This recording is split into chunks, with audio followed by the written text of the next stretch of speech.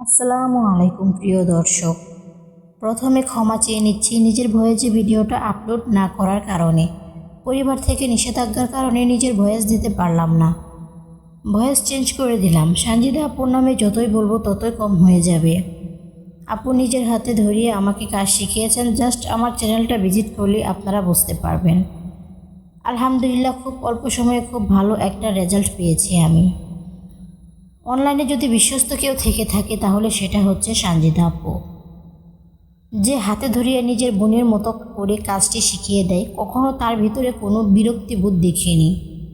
রাত 10টা বাজে মেসেজ দিই বা 6টা বাজে মেসেজ দিই, আপু যদি অনলাইনে থাকে তাহলে সাথে সাথে রিপ্লাই দেয়। আমি যখন প্রথম কাজ শিখতে চাই তখন আপুকে অনেক ধরনের প্রশ্ন করছি, আলহামদুলিল্লাহ সবগুলো উত্তর আমাকে দিয়েছে। কীভাবে কাজ শেখাবে, কতক্ষণ কাজ শেখাবে, এ টু জেড সব কিছু আমাকে বুঝিয়ে দিয়েছে।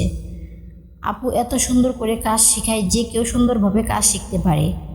আমি ইউটিউবে আরও কাজ করেছি বাট কোনো ফল পাইনি। আমার একটা ইউটিউব চ্যানেল ছিল, ওইখানে আমি 2 বছর সময় নষ্ট করছি, কারণ তখন আমি সঠিক গাইডলাইন জানতাম না, সঠিক গাইডার ছিল না আমার। কিভাবে ভিডিও বানাতে হয়, কিভাবে ভিডিও আপলোড করতে হয় কিছুই জানতাম না আমি।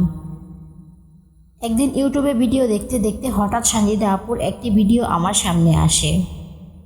তখন আপুর ভিডিও দেখলাম এবং ওনার কমেন্ট বক্স চেক করলাম। ওনার অনেক স্টুডেন্ট কমেন্ট করছে। কমেন্ট দেখে ভাবলাম যে প্রতারকের যুগে একজন ভালো মানুষ আছে। তারপর সিদ্ধান্ত নিলাম আপুর কাছে কাজ শিখব এবং শিখলাম।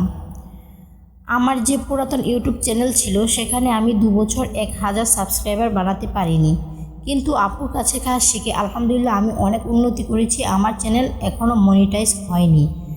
ইনশাল্লাহ খুব তাড়াতাড়ি আমার চ্যানেলটা মনিটাইজ হবে, আমি আশা রাখি। আর আপু যদি আমার পাশে থাকে ইনশাল্লাহ সব কিছুই সম্ভব। আমি সানজিদা আপুকে নিয়ে গর্ব করে বলি আমি আপুর একজন স্টুডেন্ট। ওনার ব্যবহার সত্যি অমায়িক। ওনাকে নিয়ে যতই বলবো ততই কম হয়ে যাবে। আপনারা আমার জন্য দোয়া করবেন আর আমার চ্যানেলটাকে সাপোর্ট করবেন যাতে আমি আরও অনেক দূর এগিয়ে যেতে পারি। আলহামদুলিল্লাহ আমি ন্যাচারালভাবে অনেক ভালো ভিউ পাই। আমি জানি না সফল হতে পারবো কিনা, তবে এই প্রতারকের যুগে আপুর মতো একজন ভালো শিক্ষক পেয়েছি। সত্যি আপুর মতো বিশ্বস্ত লোক পাওয়া ভাগ্যের ব্যাপার। এখন অনেকে মনে হতে পারে আমি আপুর হয়ে কথা বলছি, আসলে আমরা মানুষের ভালোটা নিতে পারি না। আর যদি এখন আমি একটা খারাপ কথা বলি তাহলে আপনারা ভাববেন হ্যাঁ সত্যি আপু খারাপ, কিন্তু যখন ভালোটা বলতেছি তখন আপনারা এটা নিতে পারতেছেন না। কারণ কি জানেন, আপনাদের মেন্টালিটি খারাপ, কেউ কারোর ভালোটা দেখতে পারে না।